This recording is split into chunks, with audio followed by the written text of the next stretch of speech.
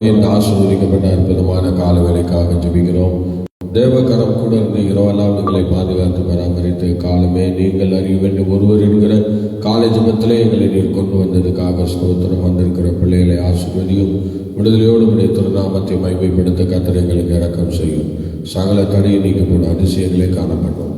கன மகிமை துதி ஸ்தோத்திரம் உங்களுக்கே தருகிறோம். பெரிய காரியங்களை கர்த்தர் செய்யும். இயேசு கிறிஸ்துவின் நாமத்தில் தாழ்வோடு வேண்டிக் கொள்கிறோம். ஜெபங்களும் நல்ல பிதாவே. ஆமென், ஆமென், ஆமென். ஸ்தோத்திரம். அல்லேலூயா, அல்லேலூயா. பாடலை பாடி கர்த்தருடைய நாமத்தை நாம் மகிமைப்படுத்துவோம். கர்த்தர் நம்மை ஆசீர்வதிப்பாராக. ஸ்தோத்திரம், ஸ்தோத்திரம். அல்லேலூயா, ஆமென். ஸ்தோத்திரம், ஸ்தோத்திரம். உனக்கொருவர் இருக்கிறார், உன்னை விசாரிக்க துடிக்கிறார். உன்னையும் என்னையும் இயேசு நேசிக்கிறார்.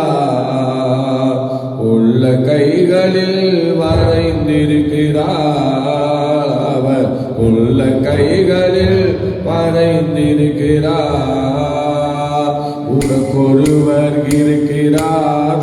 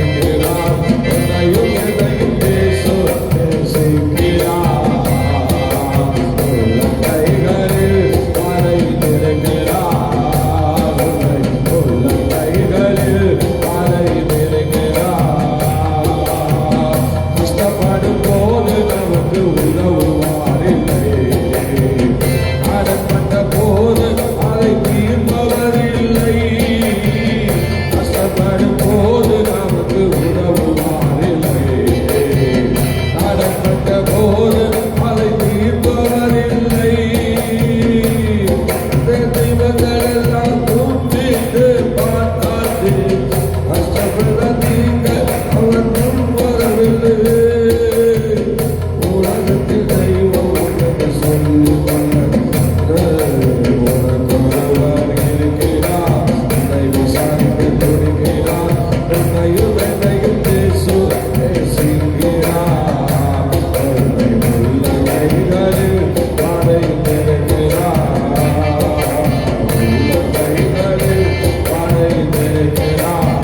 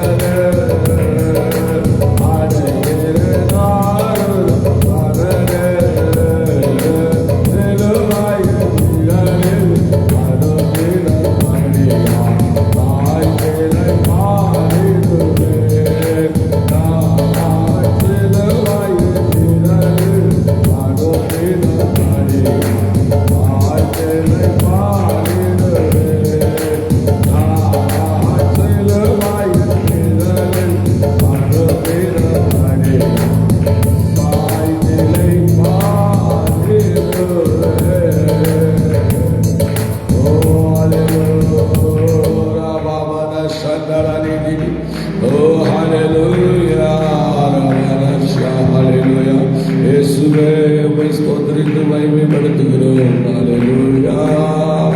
நன்றி தகப்பனே, நன்றி தகப்பனே. ஸ்தோத்திரம், ஸ்தோத்திரம், ஸ்தோத்திரம். கிருபை உண்டாகட்டும் ஐயா, கிருபை உண்டாகட்டும். அதிசயங்களை காணப்படுகிறார்களே இயேசுவின் நாமத்தில் பிதாவே, ஆமென். ஸ்தோத்திரம். அல்லேலூயா. கடந்த நாளிலே பயங்கரமான அழிவுகளை இலங்கையிலும் மற்றும் பல இடங்களிலே பயங்கர அழிவுகள் நடந்து கொண்டிருக்கிறது, பேரழிவுகள் வந்து கொண்டிருக்கிறது. ஸ்தோத்திரம். திரும்பவும் நம்முடைய தமிழகத்திற்கு நிறைய மலைகள் இருக்கிறது, பலத்த காற்று இருக்கிறது என்றெல்லாம் சொல்லுகிறார்கள். அதனால ஸ்தோத்திரம், கண்டினியூஸாக பலத்த மலைகள்லாம் இருக்கும் என்று அறிக்கை சொல்கிறார்கள். அதனால கர்த்தராகவே கிரியை செய்து நம்ம ஸ்தோத்திரம், ஸ்தோத்திரம். இதுவரைக்கும் அந்த இலங்கையில் சேதமடைந்த எவ்வளோ ஜனங்கள் பயங்கரமாக பாதிக்கப்பட்டிருக்காங்க, பயங்கரமாக பாதிக்கப்பட்டிருக்காங்க. ஸ்தோத்திரம். இந்த நியூஸ் எல்லாம் ஒன்றா வெளியே வந்துட்டுருக்கு, எல்லா நியூஸும் வெளியில் வருது. எல்லாம் பார்க்கும்போது ரொம்ப வேதனைக்குரியதாக இருக்கிறது. ஸ்தோத்திரம். நிறைய நகரங்கள், நிறைய மாவட்டங்கள் பாதிக்கப்பட்டு, ஸ்தோத்திரம், நிறைய ஜனங்கள் பாதிக்கப்பட்டு, நிலை சரிவு, மழை அப்படியே சரிந்து விழுகிறது. அப்படியே பயங்கரமான காரியங்களை எல்லாம் பார்க்கிறோம். நிறைய பேர் இறந்துருக்கிறாங்க, நிறைய பேர் காணாமல் இருக்கிறாங்க. சில சாதனங்கள் கிடைக்கப்பட்டிருக்கிறது, சில சாதனம் கிடைக்கப்படலை. மீட்பு பணியாளர்கள் நல்லா செய்கிறாங்க. இந்தியாவிலேருந்து நிறைய உதவிகள் போயிருக்கிறது, பல நாடுகள்லேருந்து உதவி வந்து கொண்டிருக்கிறது. ஸ்தோத்திரம். இருந்தாலும் அந்த கடலும் அந்த ஊரும் ஒன்றாயிடுச்சு.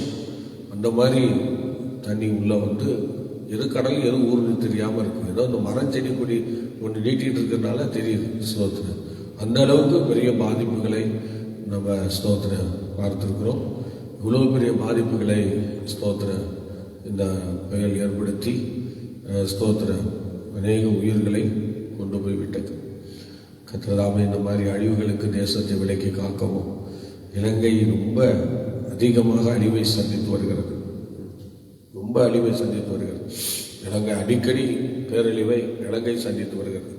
இந்த இலங்கையில் இருக்கிற அந்த பிரச்சனை மாறணும். ஸ்தோத்திரம், ஸ்தோத்திரம், ஸ்தோத்திரம். இப்போ போய் அன்னைக்கு எனக்கு என்னன்னா, ஆண்டவர் அதை வெளிப்படுத்தி நம்ம போய் சொன்னபோது அவங்க பரியாசம் பண்ணாங்க, அந்த ஊழியக்காரங்க பரியாசம் பண்ணாங்க. அதெல்லாம் வராது, 30 வரைக்கும் இருந்தாலும் வராது, செழிப்பு தான் இடுவேன் அப்படிலாம் சொல்லி. ஸ்தோத்திரம். நான் சொன்ன அந்த வார்த்தையை எல்லாரும் அவமதித்தாங்க. ஆனாலும் சிலர் ஏற்றுக்கொண்டார்கள். ஆனால் இப்போ நடந்திருக்கு. இப்போ அந்த சொன்ன இந்த ஊழியக்காரங்களாம் எங்கே இருக்காங்கன்னு தெரில. ஸ்தோத்திரம். நம்ம சொல்லும்போது யாரும் அதை ஏற்கலை. ஆனால் இப்போ காட்சி கண்கூடாக எல்லாம் பார்க்குறாங்க. பயங்கரமான பேரழிவு இதுதான் வரும்னு சொல்லி, இலங்கைக்கு முன்னாடியே வரும்னு சொல்லி பல தீர்க்கர்கள் சொல்லியிருக்கிறாங்க. மீடியாவே சொல்லியிருக்கு. இதுக்கு மேலே என்ன வேணும்? மீடியாவே சொல்லியிருக்கு. ஸ்தோத்திரம். இது ஸ்தோத்திரம். கடந்த டிசம்பரில் வரும்னு சொன்னாங்க. ஆனால் இது இந்த வருஷம் தான் வந்திருக்கு. ஸ்தோத்திரம். அது ஒரு பெரிய ஒரு சத்துருடைய கிரியை. ஆண்டவர் சில நேரங்களில் நம்ம ஜெபிச்சா விடுதலை தர, எந்த ஒரு விஷயத்துக்கும் கடவுளை நோக்கி நம்ம முறையிட்டோம்னா கடவுள் நமக்கு உதவி செய்கிறார். ஸ்தோத்திரம். பார்த்தீங்களா? ஸ்தோத்திரம். ஆண்டவர் தான் உலக மக்களை ஆசீர்வதிச்சுட்டு இருந்தார். இஸ்ரவேல் ஜனங்களை தேவன் தான் ஆசீர்வதிச்சார். ஆனால் அது யோசேபேல் என்ன செய்தா, அவன் தான் பண்ணுறான், அவன் தெய்வம் தான் பண்ணுதுன்னு சொல்லி அதை பிரகடனம் பண்ணி எல்லாரையும் நம்ப வச்சா. ஸ்தோத்திரம். ஆண்டவர் எலியாவை ஏற்படுத்தி அந்த எலியாவை வச்சு சொன்னார், நீ சொல்லு ஸ்தோத்திரம், ஆகாம் முன்னாடி போய் உன்னை காண்பின்னு சொல்லி சொன்னார். உடனே அவர் வந்தார். என் வார்த்தையிலேருந்து பனியோ மழையோ எதுவும் பெய்யாது அப்படின்ட்டார். ஏன்னா இது கொடுத்தவரே ஆண்டவர் தானே. ஸ்தோத்திரம். இதை தெரியல, அந்த மக்களுக்கு தெரியல. இஸ்ரவேல் ஜனங்கள் டோட்டலி எல்லாம் யோசேபேல் சொல்லுகிறதா தான் நம்பினாங்க. அப்போ ஸ்தோத்திரம்.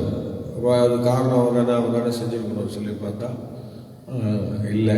கடைசியில் என்னாச்சு அப்படின்னா, அந்த சூழ்நிலையில் ஸ்தோத்திரம் அந்த மழையும் பனியும் பெய்யாத வழிக்கு பண்ணிட்டார். பண்ண பிறகு அவங்களால ஒன்றும் செய்ய முடியல. அப்போ தான் தெரிஞ்சது இது இவங்களால் உண்டானதில்லை, இவங்களால் வந்ததில்லை. ஸ்தோத்திரம்னா அப்போ தான் மக்களுக்கே தெரியுது. ஸ்தோத்திரம். 3.5 வருஷம் பஞ்சம் நீடிச்சது. ஸ்தோத்திரம். அதுக்கப்புறம் தான் தெரிஞ்சது ஸ்தோத்திரம் இது தேவன் தான் செய்கிறார் என்பதற்கு அடையாளமாக 3.5 வருஷம் கழிச்சு சோதரம் நிறைய பஞ்சத்தில் ஆடு மாடெல்லாம் செத்து நிறைய போராட்டங்கள்லாம் வந்து அதுக்கப்புறம் தான் அவர் என்ன பண்றாரு, எலியா திரும்ப ஜெபம் பண்றாரு. திரும்ப ஜெபம் பண்றாரு. ஜெபம் பண்ணி கேட்குறாரு, ஆண்டவரே ஸ்தோத்திரம், மழையை வருஷிக்க பண்ணுங்கன்னு சொல்லி பனியை பெய்ய பண்ணுங்கன்னு சொல்லி சொன்ன பிறகுதான் கர்த்தர் என்ன செய்கிறார், அதே எலியாவின் வார்த்தையை கேட்டு மறுபடியும் தேசத்திலே பனிமழையை பெய்ய பண்ணுகிறார். அல்லேலூயா, ஸ்தோத்திரம். அதனால ஜெபித்தான் கேட்பாரு. மக்கள் விழிப்புணர்வு இல்லை. ஸ்தோத்திரம், விழிப்புணர்வு இல்லை. அவரு பிள்ளை தகப்பன்ட்ட போய் கத்தி கதறி கேட்கிறான், எனக்கு அது கொடுப்பா, எனக்கு இது வாங்கி கொடுப்பா அப்படின்னு சொல்லி கேட்கும்போது தகப்பன் மனம் உடைந்து என்ன செய்யறான், என்னதான் வேண்டாம்னாலும் சரி கொஞ்சம் வச்சுக்க அப்படின்னு சொல்லி ஏதோ ஒன்று கொடுக்குறான்ல. அந்த மாதிரி ஆண்டவர் செய்வார்.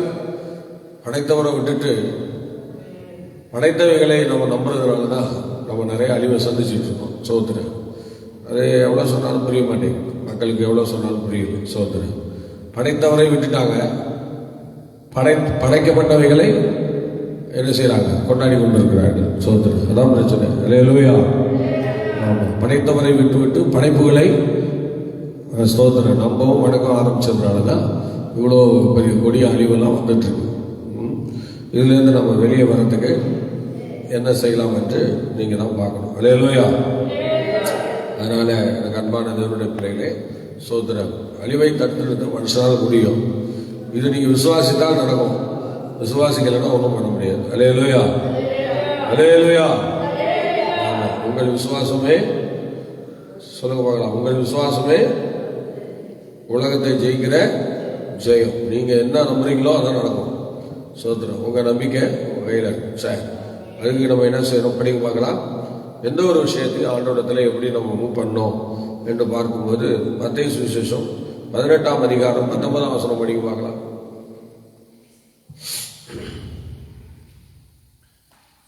பதினெட்டு 19.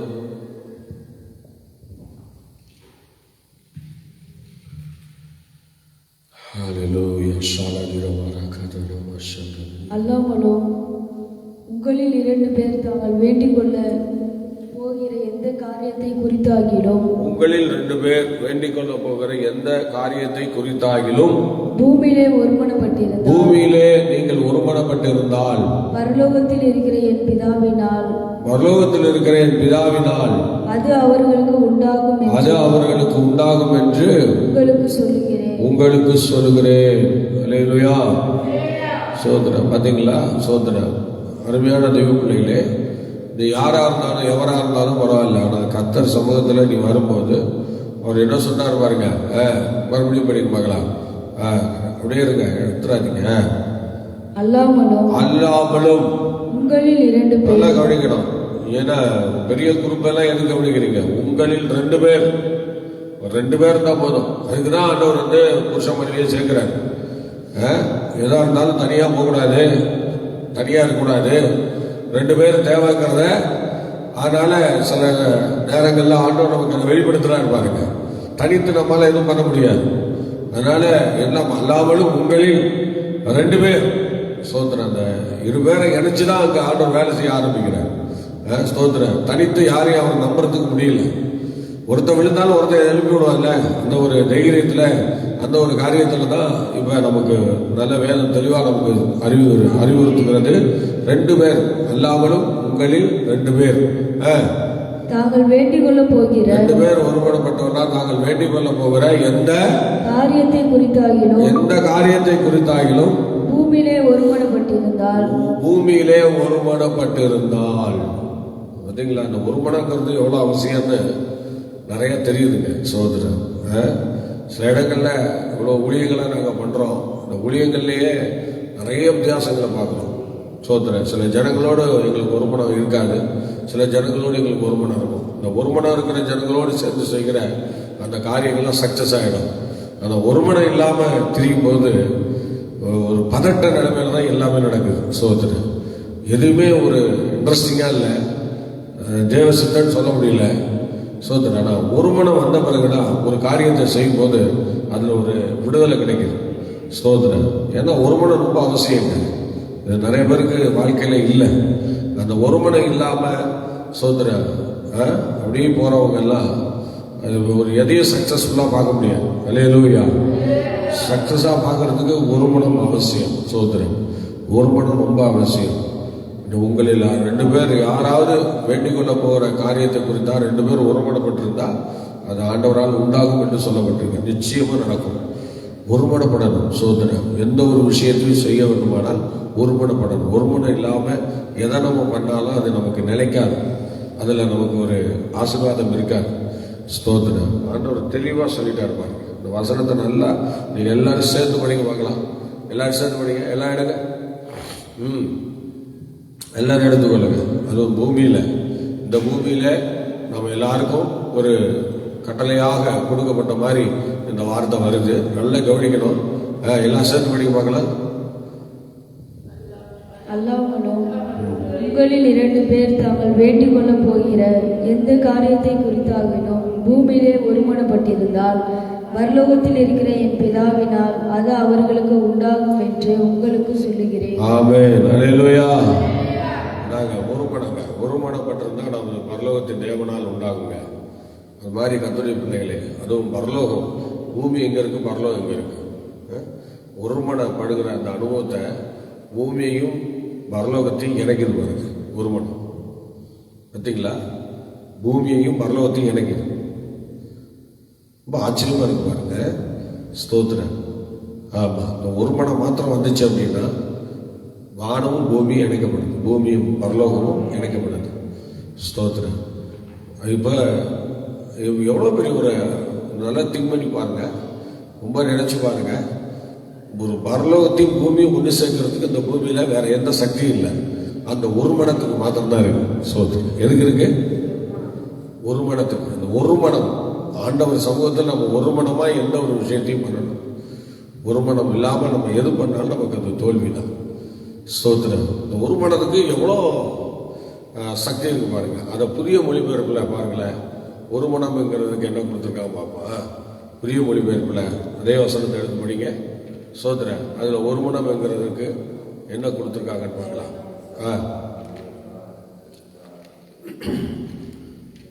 மத்தேயு 18:19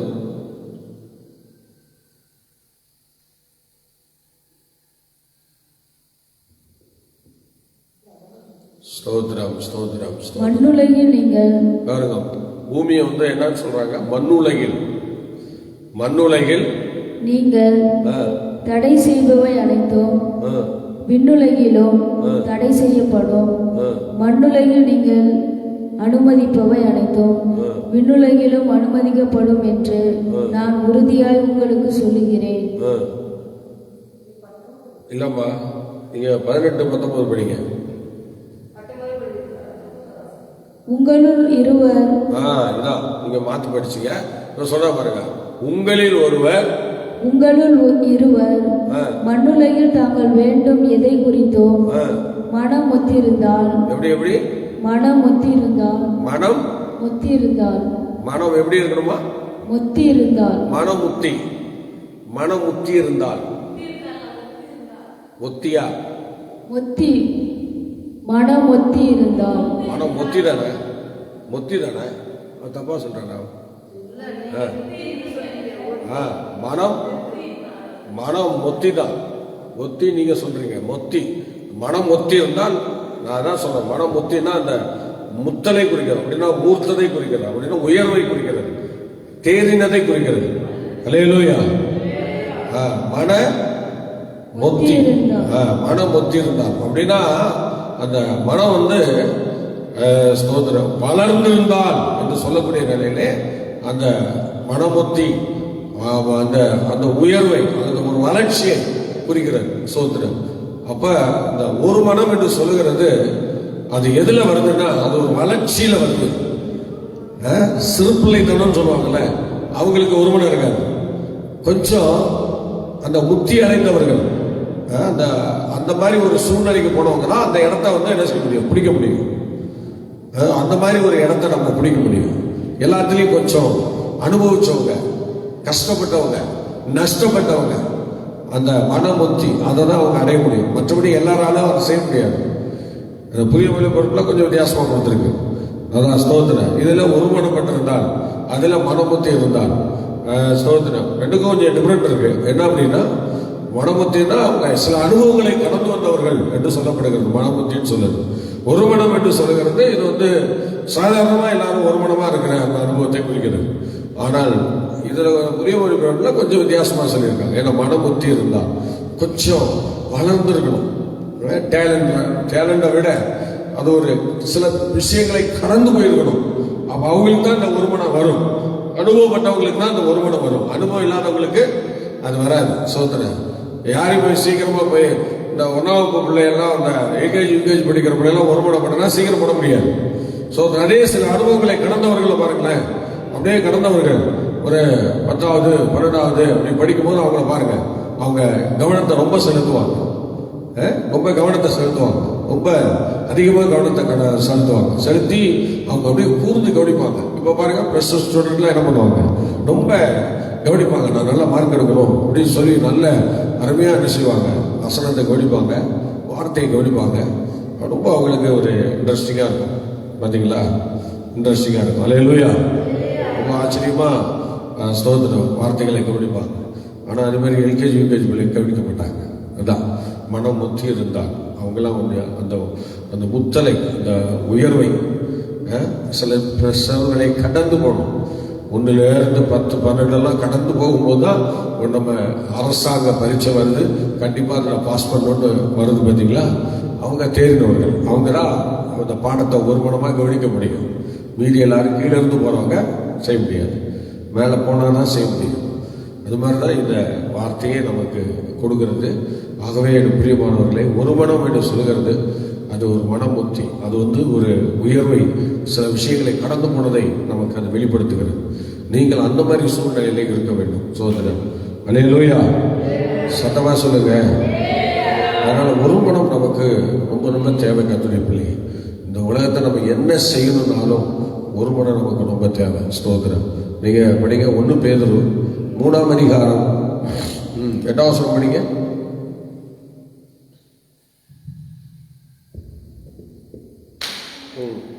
1 பேதுரு. மேலும் நீங்கள் எல்லாரும் ஒருமனப்பட்டவர்களும் இரக்கம் உள்ளவர்களும் சகோதர சிநேகம் உள்ளவர்களும் மன உருக்கம் உள்ளவர்களும் இணக்கம் உள்ளவர்களுமாய் இருந்து. பாத்தீங்களா, வரிசையா அவர் சொன்னார். அப்படியே 7வது வசனம் படிங்க. அந்தபடி புருஷர்களே, மனைவியானவள் பலவீன பாண்டமாய் இருக்கிறபடியினால் உங்கள் ஜபங்களுக்கு தடை வராதபடிக்கு நீங்கள் விவேகத்தோடு அவர்களுடனே வாழ்ந்து உங்களுடனே கூட அவர்களும் நித்திய ஜீவனாகிய கிருபையை சுதந்தரித்துக் கொள்கிறவர்கள் ஆனபடியினால் அவர்களுக்கு செய்ய வேண்டிய கணத்தை செய்யுங்கள். மேலும் அந்த ஒரு மனம் இருக்கும்போது இந்த பணிவிடைகள்லாம் நம்ம கரெக்டாக செய்ய முடியும். ஒரு குடும்பங்கள்ல சில பேருக்கு அந்த ஒரு மனம் போயிடும். அது போனாச்சுன்னா அது ஒன்றும் நடக்காது. சோதரன் ரொம்ப சிரமத்தில் கொண்டு விட்டுரும். ஒரு மனம் நமக்கு ரொம்ப தேவை. சோதரன் குடும்பத்திலே சில நேரங்களில் ஹஸ்பண்ட் ஒய்ஃபுக்குள்ள இந்த 2 பேரும் இணைக்கிறாரு, 2 பேரும் இணைச்சி வச்சிருந்தாலும் சில நேரம் ஒரு மனம் போயிடுது. சோதரன் அது புருஷன் வழியாவோ மனைவி வழியாவோ அது போயிடுது. சோதரன் போன பிறகு அவங்க என்னதான் பண்ணாலும் அது ஒன்றும் தேர மாட்டேங்குது. அதனால என்ன சொன்னாரு ஆண்டவருடைய வசனம், என்ன சொல்லுது அப்படின்னா, நீங்க ஒருமனப்பட்டவர்களா இருக்கணும் என்று சொல்லுது. எல்லா விஷயத்திலையும் ஒருமனப்பட்டவர்களா இருக்கணும். ஏன்னா இன்னைக்கு நிறைய குடும்பங்கள் வளர்ந்துட்டே இருக்கும். அது காரணம் ஒருமனம். சோதரன் அது காரணம் ஒருமனம். சோதரன் ஒரு மனம் இருக்கிற குடும்பம் வளர்ந்துட்டே இருக்கும். ஆமா, இருமனம் உள்ளவங்கள அவங்க வாழ்வையெல்லாம் நிலையற்றவங்களாக காணப்படுவாங்க. சோதரன் நிலையற்றவர்கள். ஒரு காரியம் கூட ஆசீர்வாதமா இருக்காது. எல்லாம் மாறி மாறி பிரச்சனை மேல வந்துட்டே இருக்கும். ஆனா ஒருமனம் உள்ள குடும்பங்கள்ல அது ஒரு வளர்ச்சியை கொண்டு போகும். அந்த ஒருமனம் எந்த குடும்பத்துல புருஷ மனைவிக்கு ஒத்து போறாங்களோ, ஸ்தோத்திரம் அல்லேலூயா, அந்த மாதிரி ஒத்து போறாங்களோ, ஸ்தோத்திரம், அந்த குடும்பத்துல ஆசீர்வாதம் இருக்கும். அதை தெரிஞ்சுக்கலாம். ஒரு கணத்தோடு ஒரு காரியத்தை செய்து கொடுக்கும் போது ஒரு மனமா இருக்கிறாங்க என்ன அர்த்தம். இல்ல செய்யல அப்படின்னா கொஞ்சம் ஒரு மன கோளாறு தான். சோதனை ஒரு மனம் இருந்துச்சுன்னா தன்னுடைய எந்த பலவீனத்தையும் யாரும் பார்க்க மாட்டாங்க. சோதனை செய்ய வேண்டிய கடமைக்கு எந்த ஒரு பலவீனமும் என்ன செய்யாது, தடையா இருக்காது. எல்லா பலவீனங்களிலும் கர்த்தர் நமக்கு உதவி செய்கிறார் என்கிறார் வேத வசனம் இருக்கிறார். பலவீனங்களில் கர்த்தர் நமக்கு உதவி செய்கிறார். அந்த அந்த மனசு இருக்கணும். அந்த ஒரு மனம் இருந்தால் தான் அதெல்லாம் நம்மளால செய்ய முடியும். அந்த ஒரு மனம் இல்லை அப்படின்னா யாருக்கும் எந்த உதவியும் செய்ய முடியாது, நாமும் வளர முடியாது. வளர முடியாது. அடுத்தவங்களுடைய இருதயத்தை டிஸ்டர்பன்ஸ் பண்ணுற அந்த அனுபவம் நமக்குள்ளே இருக்கக்கூடாது. அந்த ஒரு மனம் என்று சொல்லுகிறது அதான். எல்லாரோடும் நம்ம ஐக்கியமாக இருக்கிறது அது ஒரு மனதை குறிக்கிறது. ஆனால் எல்லாரோட ஐக்கியமாக இருக்க முடியல. சொந்த புருஷன்ட்டே மனைவிட்டே என்ன செய்ய முடியல, ரொம்ப ஒரு மனமாக இருக்க முடியல. குடும்பத்திலேயே அப்படியெல்லாம் சில போராட்டங்கள் கண்டிப்பாக வரும். உலகத்தில் தானே இருக்கும். ஒரு மனம் என்று சொல்லுகிறது இந்த உலகத்துக்குரியதல்லங்க. பரலோகத்தையும் பூமியையும் இணைக்கக்கூடிய சக்தி ஒரு மனத்துக்கு தான் இருக்கு. அதுதான் வளர்ச்சியை நம்ம கொண்டு வருது. அது நிறைய பேருக்கு தெரிய மாட்டேங்குது. இந்த ஒருமனம் பண்றதில்லை. இன்னைக்கு சில பிள்ளைகள் பெற்றோருக்கு கீழ்ப்படிஞ்சு நடக்கும்போது அதனுடைய ஒருமனத்தினுடைய தாக்கம் ஒரு பெரிய உயர்வை கொண்டு வரும். ஆனால் பெற்றோருக்கு எதிர்த்திருக்கும் போது அந்த பிள்ளைகளுக்கு ஒரு பேரழிவை கொண்டு வருகிறது. ஒரு பேரழிவை கொண்டு வந்து வாழ்க்கையில பலவிதமான ஏமாற்றங்களை சந்திக்கிறார்கள். பெற்றோரை நம்ம என்றைக்குமே கைவிடக்கூடாது. அவர்கள் நமக்கு நல்லதாக செய்வாங்க. பெற்றோர் நமக்கு எப்போதும் நல்லது செய்ய தான் ஆண்டவர் நமக்கு வச்சிருக்கிறார். ஏன்னா ஆண்டவர் எப்படி வச்சிருக்கிறார் பாருங்க. பெற்றோரை நம்ம தூஷிக்கக்கூடாது, பெற்றோரை அவமதிக்கக்கூடாது. அவங்க சொல்கிற வார்த்தையில் கொஞ்சமாவது நியாயம் இருக்கும். அநியாயமாக சில பெற்றோர் பேசுவாங்கன்னு சொல்லுவாங்க. சிலர் இருந்தாலும் கூட அவங்க மனசாட்சிக்கு தெரியும் அவங்க சொல்கிற எல்லா விஷயமும். அதனால் நம்ம ஆசீர்வாதத்துக்கு தான் மெயினாக சொல்லுவாங்க. நம்ம நல்லா இருக்கணும் என்கிற அந்த ஒரு நல்ல எண்ணத்தோடு தான் பெற்றோர்கள் நம்ம பேசுவார்கள். என் பிள்ளை என்னோட மேன்மையாக இருக்குன்னு தான் சொல்லுவாங்க. என்னோட சீப்பா போனெல்லாம் நினைக்க மாட்டாங்க. அல்லேலூயா. அதனால நம்ம எல்லாரும் பெற்றோருக்கு நம்ம கீழ்ப்படிஞ்சு நடக்கிறது தேவனுடைய சித்தம். அது தேவனுடைய திட்டமாக இருக்கிறது. ஆகவே தேவ பிள்ளைகள், நீங்கள் கர்த்தருடைய சமூகத்தில் அவருக்கு கீழ்ப்படிஞ்சு அவருடைய விருப்பத்தை செய்வதற்கு உங்களை நீங்கள் அர்ப்பணிங்க. ஆண்டவர் நிச்சயமாக நம்ம வழி நடத்துவார். அல்லேலூயா. சத்தமாக சொல்லுங்களேன். அல்லேலூயா, அல்லேலூயா. அதனால பிரியமான தேவனுடைய பிள்ளை, ஸ்தோத்திரம். குடும்பத்தில் முதலாவது ஒரு மனதை நீங்கள் கொண்டு வாங்க. நிச்சயமா தேவன் உங்களை ஆசீர்வதிப்பார். ரோமர் 15ஆம் அதிகாரம் 5-6 வசனங்களை படிக்க பார்க்கலாம். ரோமர் நிருபம் 15ஆம் அதிகாரம் 5-6 வசனங்களை படிங்க.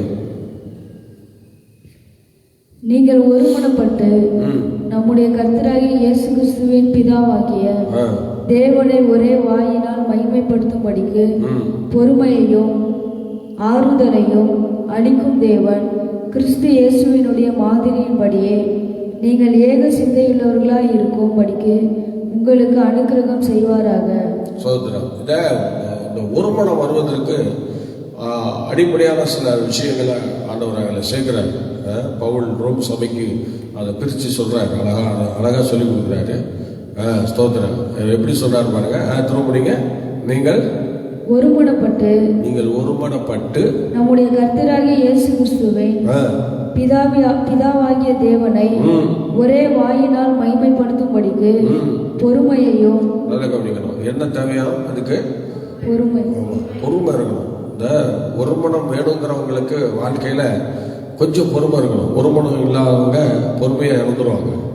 பொறுமைங்கிறதே இருக்காது. அந்த பொறுமையை இழந்துட்டாங்கன்னா ஒருமனம் போயிடும். சோதனம். பொறுமை இல்லாதவர்களுக்கு ஒருமனம் பட முடியாது. யாரு கூடயும் ஒருமனம் பட மாட்டாங்க. பொறுமை இல்லாதவங்களுடைய வேலை தான். சோதனம். அல்லேலூயா. எப்போ பார்த்தாலும் பட நிற்கிறேன். சோதனம். பார்த்தீங்களா? எப்போ பார்த்தாலும் சரி ஏதாவது பேசிட்டே இருப்பாங்க. அவங்க பொறுமை இல்லாதவர்கள். சோதனம். பொறுமை இல்லைன்னா நம்ம ஏதாவது உளறிட்டே இருக்கணும். சோதனம். அல்லேலூயா. ஏதாவது உளறிட்டே இருந்தா யாருக்கு நஷ்டம்? நமக்கு தானே நஷ்டம். சோதனம். அல்லேலூயா. அப்ப நீங்க ஒருமனப்பட்டவர்களா இருக்கணும்னா உங்களுக்கு பொறுமை வேணும். பொறுமை தான் நமக்கு பெருசா ஒரு நல்ல நிலையில நம்ம கொண்டு உட்கார வைக்கும். அவசர புத்தியை நம்மகிட்ட இருக்கக்கூடாது. எதுக்கெடுத்தாலும் அவசர புத்தி. சோதனம். அவசரப்பட்டு பேசுறது, அவசரப்பட்டு காரியங்களை பண்றது எல்லாம் அந்த அவசர புத்தி எல்லாம் கொஞ்சம் பேருக்கு இருக்கு. நம்ம எல்லாருக்குள்ளேயும் இருக்கு. சில எந்தெந்த இடங்கள்ல நம்ம அவசரப்படணும்னு தெரியாம என்ன செஞ்சிடும், அவசரப்படுகிற அனுபவம் இருக்கு. ஸ்தோத்திரம். அதான் ஒருமனம் வேணும்னா என்ன செய்யக்கூடாது? பொறுமை நமக்கு ரொம்ப தேவை. சோதனை. அவசரப்படக்கூடாது. சோதனை. பொறுமை. கொஞ்சம் பொறுமையா போகணும். எல்லா விஷயங்களிலும் கொஞ்சம் பொறுமையா போகணும். அல்லேலூயா. சத்தமா சொல்லுங்க. பொறுமை இல்லைனாலே நமக்கு ஆசீர்வாதங்கள் போயிடும். கர்த்தருடைய பிள்ளை, பொறுமை இல்லைனாலே ஆசீர்வாதம் போயிடும். அதனால பொறுமையா இருக்கிறவர்களை ஒரு இடத்துல சொல்றாருல, பொறுமையா இருக்கிறவர்கள் என்ன சொல்லணுமா? பாக்கியவான்கள் என்று சொல்றோம். பார்த்தீங்களா? அந்த பாக்கியவான்கள் யாரும் இல்லை, ஒரு மனம் உள்ளவங்க தான். சோதனை அந்த பாக்கியவான்கள் ஒரு மனம் உள்ளவங்க தான். சோதனை பொறுமையா இருக்கணும். சோதனை யோபு இவ்வளோ தீமையை அனுபவிச்சிட்டும் அந்த பொறுமையை கையாண்டார் பாருங்க. பொறுமையை கையாண்டு தன் சிநேகிதனுக்காக வேண்டுதல் பண்றாரு. கர்த்தர் அந்த இடத்துல யோபுக்கு வாசலை திறக்கிறார் பாருங்க. யோபு ஒரு மனமா இருந்ததுக்கு காரணம் பொறுமை. அந்த பொறுமை தான் யோபுனுடைய பொறுமையை ரொம்ப அருமையா சொல்றேன். யோபு அந்த இடத்துல பொறுமையா அந்த ஒருமனமா இருந்திருக்கிறார். அதனால்தான் சோதரன் அந்த யோபுனுடைய சிறையிருப்பை கர்த்தர் மாற்றினார். அல்லேலூயா. ஒருமனம் ரொம்ப அவசியம் கர்த்தருடைய பிள்ளையே.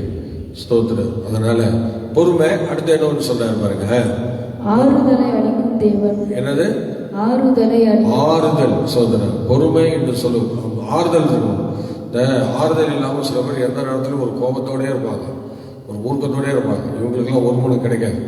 அதனால அதுக்கு என்னன்னா, ஒன்று ஸ்தோத்திரம் பொறுமை, இன்னொன்று ஆறுதல். அந்த ஆறுதல் இருக்கணும். எந்த ஒரு காரியத்தையும் மனசுலேயே நினச்சிட்டு இருக்கணும். பகை உணர்வை சில பேர் பகை உணர்வை உள்ளே வச்சுருப்பாங்க. உள்ளே வச்சுட்டு ஒருமனம் பண்ணோன்னா அது முடியாது. அது ஒருமனத்துக்கும் பகைக்கும் ரொம்ப நெருக்கம் இல்லை, அது ரொம்ப தூரம். அதனால் யாருக்கிட்டலாம் நீங்கள் பகையை பார்க்குறீங்களோ அவங்க ஒருமனப்பட முடியாது. அவசர புத்தி தான் வரும். சோதனை. அதனால் ஒருமனப்படணும் அப்படின்னா பொறுமை தேவை, ஆறுதலாக இருக்கணும். எந்த ஒரு விஷயத்தையும் தாங்கக்கூடிய சகிக்கக்கூடிய மனப்பான்மை இருக்கணும். அல்லேலூயா. அவசரப்பட்டு திடீர்னு பேசிடக்கூடாது. எந்த ஒரு காரியத்தையும் பார்க்காமலே கேட்காமலும் நம்ம என்ன செஞ்சிடக்கூடாது. ஒருத்தரை குற்றப்படுத்தவும் கூடாது. அது தப்பான விஷயம் தானே. அப்போ அந்த அவசர புத்தி ஏன் நமக்கு வருதுன்னா, அவங்க மேலே இருக்கிற அந்த வெறி, அவங்க மேலே இருக்கிற கோபம், அதுதான் நம்ம அவசரப்பட வைக்கணும். ஆகவே நம்ம அவசரப்படக்கூடாது. நிலைச்சிருந்து ஒருமனமாக இருப்போமானால் ஸ்தோத்திரம் நிச்சயமா இதெல்லாம் நம்மகிட்ட இருக்கணும். பொறுமை, ஆறுதல், இது ரெண்டும் நமக்குள்ள இருக்கணும். பொறுமையும் ஆறுதலும் நமக்குள்ள வேலை செஞ்சாதான் ஸ்தோத்திரம் ஒருமனம் வேலை செய்யும். ஸ்தோத்திரம். பார்த்தீங்களா?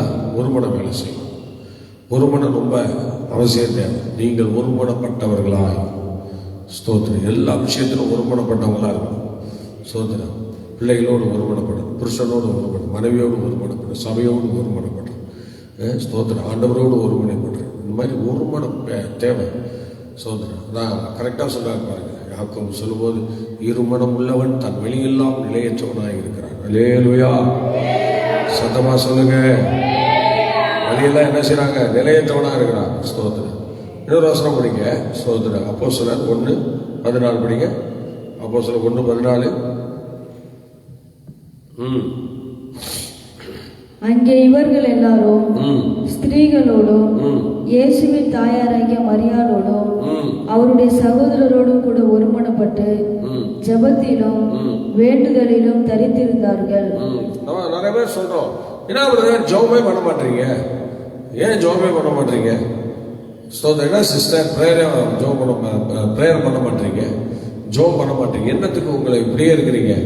ஆண்டவர்களை எவ்வளோ நாளாகுது, ஒரு ஒரு ஒரு மணி நேரம் கூட நீங்கள் ஜெபிக்கிறது இல்லையே, ஏன் அப்படின்னு சொல்லி அதை கேட்டால் மெயின் காரணம் ஒரு மனம் இல்லை. அல்லேலூயா. ஒரு மனம் இல்லாதவங்களை நீங்கள் என்னதான் ஜெபத்தில் உட்கார வைங்க, ஜெபமே பண்ண மாட்டாங்க. சோதரன். அல்லேலூயா. ஆமாம். ஒரு மனம் இல்லாதவர்களை, அந்த பொறுமை ஆறுதல் இல்லாதவங்களை நீங்கள் ஒருமனப்பட வைக்க முடியாது. அதே ஒருமனம் இல்லாதவங்களை ஜெபம் பண்ண வைக்கவே முடியாது. ஸ்தோத்திரம். ஏன்னா இவங்க எல்லாம் ஒருமனப்பட்டிருந்ததுனால தான் அன்னைக்கு ஜெபத்தில் உட்கார்ந்தாங்க, வேண்டுதலில் உட்கார்ந்தாங்க. கர்த்தர் இறங்கி வந்தார். ஸ்தோத்திரம். ஆனால் இவங்களுக்கு ஒருமனம் மாத்திரம் இல்லைன்னா அங்கே ஆண்டவர் வந்திருக்க மாட்டார். ஒருமனம் வேணும், எல்லா விஷயத்திலும் ஒருமனம் வேணும். அல்லேலூயா. சத்தமா சொல்லுங்களேன். அல்லேலூயா.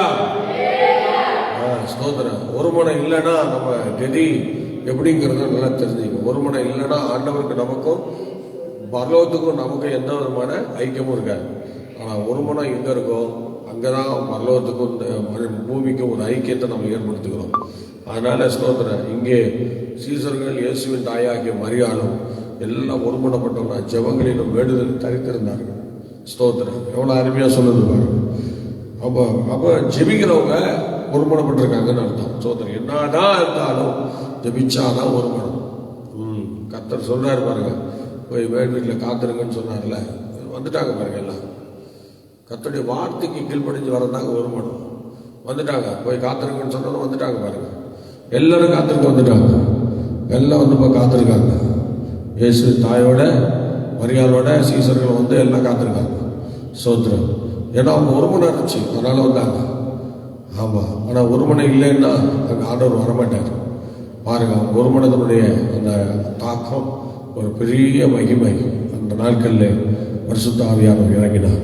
இந்த உலக மக்களை ஸ்தோத்திரம் பாவத்துக்குள்ளாக்கின ஆதாம் ஸ்தோத்திரம் பரிசுத்த ஆவியானவர் வந்து எப்படி ஜீவ சுவாசத்தை நாசியில ஊதி மனுஷனை பேச வச்சாரோ ஸ்தோத்திரம், அதே மாதிரி இரண்டாவதாக பரிசுத்த ஆவியானவர் இந்த பூமிக்கு கடந்து வந்து அந்த இழந்து போன ஆதாம் இழந்து போன அந்த அபிஷேகத்தை, அந்த ஆவியை மறுபடியும் மனுஷனுக்குள்ள புகுத்தி ஸ்தோத்திரம் அவனை பேச வச்சார் பாருங்க.